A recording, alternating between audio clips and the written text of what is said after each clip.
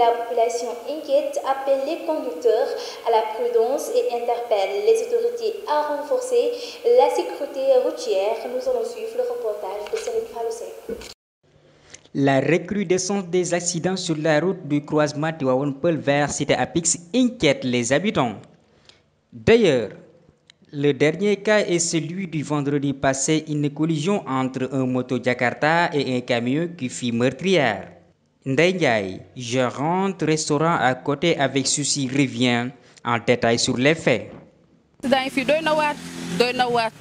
Chaque jour da nga gis accident yu grave yoo xam ne ñii naan camion yi la ñii naan scooter yi la ñii naan sareet yi la xale yi jéggi en même temps doy na waar daal doy na waar trop sax da nga fiy tombé accident yoo xam ne doo ko ñemee nettali kenn ndax jéggi dayoo bi muy jéggi dayoo chaque jour nag duñ toog une semaine te accident amu fi. Quant à Ibrahima Diallo, pense que la responsabilité est partagée entre conducteurs de véhicules et Jakarta. Camion yi ni ñuy dawee tamit daguñu si benn yoon war nañ leen utal saafara daal utal leen solution. Mais Ibrahima Dieng met l'accent sur l'absence totale d'une sécurité routière. Les saa ñu ñëw les saa ñu ñëw waaye man mii nii toog nii di wax ak yow sax yenn saa maa koy defal gisoo bëriwul daal ñoom ñu fii ñëw te fii nii mbedd bu baax la ndax ay tourisme yëpp dafay booy dem la wuloo bi nii nga war a jaar kon war nañu ut nii ay waañ maa ngi leen fii nekk war ñu def ay. Ndeye Ndiaye appelle les autorités à prendre mesures drastiques pour éradiquer ce phénomène.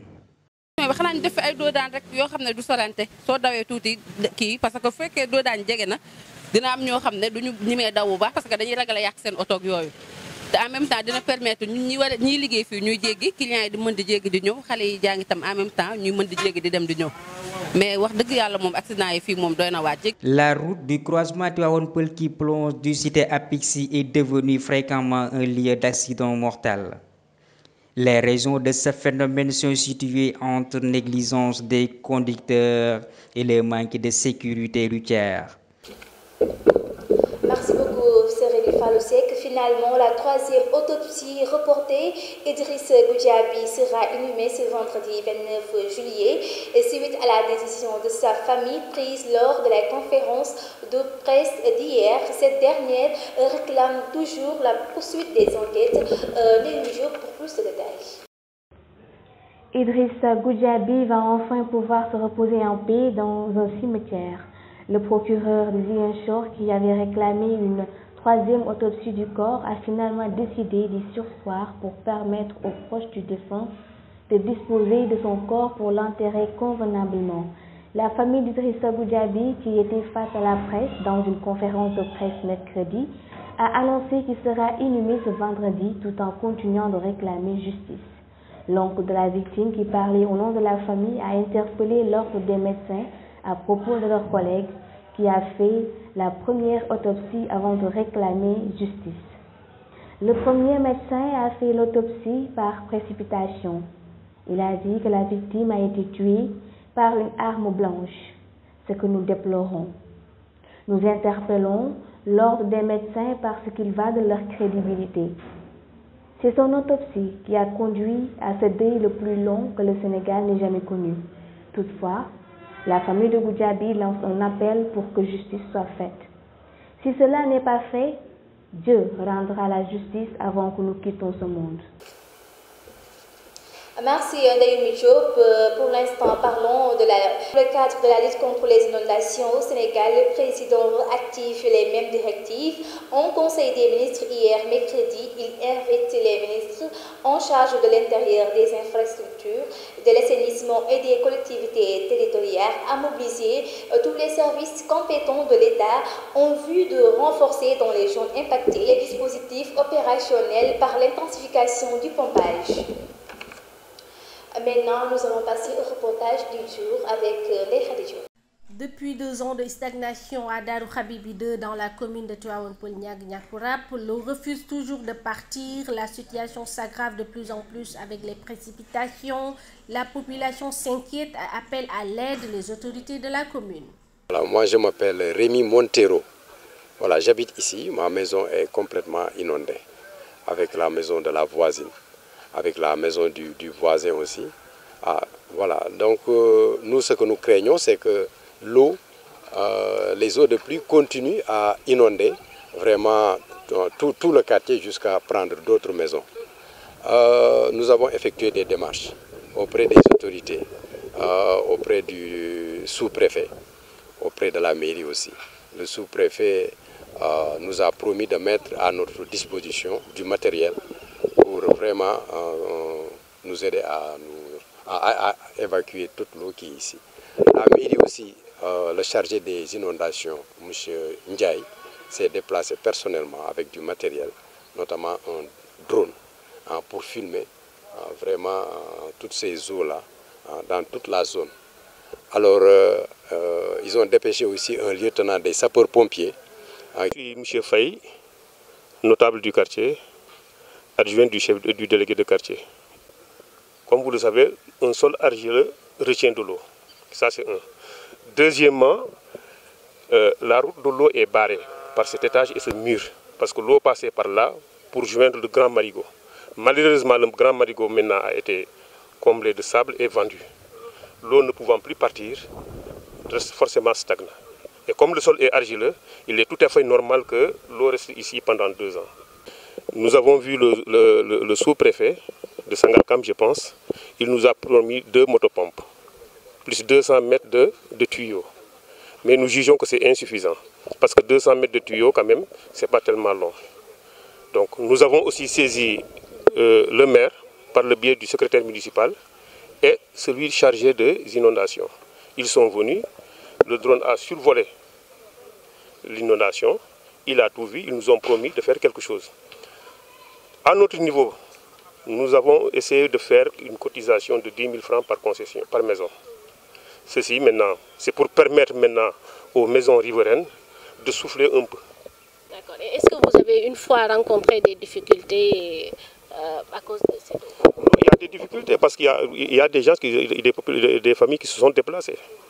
Il y a eu la famille là-bas, la maison là, le propriétaire a déménagé. Cette famille, vous voyez aussi l'eau ici, la cour est inondée. Comment peut-on habiter là? Salam alaikum wa Global TV ñi ngi leen di ziar ñun suñu nuyo sax du bari ndax dañoo sonn dañoo am métit dañoo am naqar suñu sët yi suñu doom yi sama doom bu góor moo dëkk fii ndox mi da koo wër gorabal ko suñu kii suñu femme de kii niñ koy waxeeti bàjjanu gox suñu bàjjanu gox mi ngi nii këram amul fu mu jaar dañoo teg ay escalier di ca jaar kantina bi mu doon jaayee da koo tëj ay jaana ci génne nit ñi gis ko nit ñaa ngi gis jaan yi ñu génn ci biir dégg nga dafa mujj ak kannaare buntam boobu da koo kannaare kenn jaaratu fi xale yi dañuy jékki-jékki di bëre ni dal ci biir ndox mi te ndox mi dañoo am ay jaan kanaare yaa ngi ci fees dell mbott yi lu nekk la ñuy gis ci biir ndox mi ñun sonn nañu wax dëgg yàlla tàyyi nañu ku ñu dimbali ñu jël waaw maire ñëw na fi barki démb indi na fi lu nekk ñun xool nañu ndox mi nag kii nañu waaye benn solution génnagul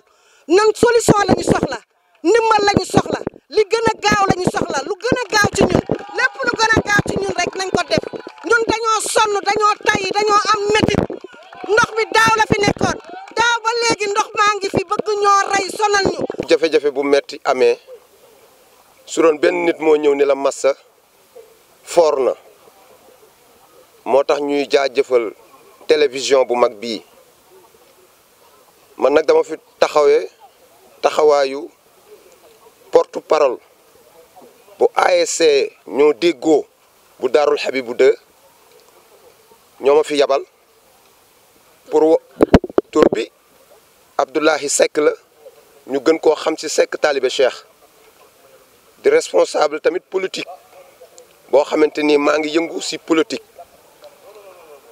di jaajëfalaat gox bi yëpp ni nu mobilisé woo amul góor amul jigéen amul mag amul ndaw li ñëpp wax rek mooy dëgg mooy sonn nanu te li tax ñu ni sonn nanu depuis 2 ans ndox mii fi am mi ngi nii di gën a yokk gisuñu benn autorité boo xamante ni ñëw na ni ñu leen massa wax dëgg yàlla moo tax nag télévision yi ñëw fii ndax trop c'est trop instant bi am na ñoo xam ne ni ko sama yaay waxee génn nañu seeni kër am na ñoo xam ne ndox mi ngi seen biir kër suñu yeewoo si biir ndox mi la ñuy teg seen tànk te il est temps nag wax dëgg yàlla ñu ñëw dimbali leen pour mën leen jëlalee ndox mi fii.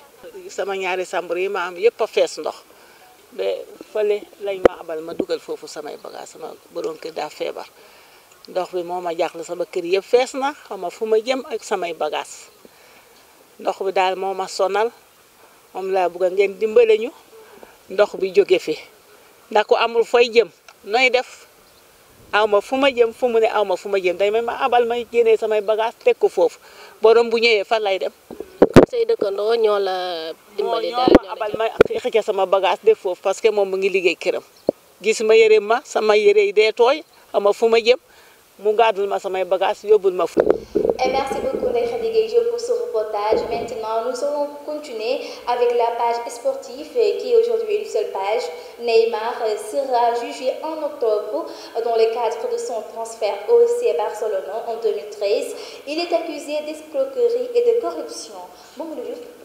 Actu Sport. À l'instar des autres sélections africaines qualifiées pour le Mondial 2022 au Qatar en novembre prochain, la Fédération sénégalaise de football s'active pour décrocher des matchs amicaux à l'équipe nationale.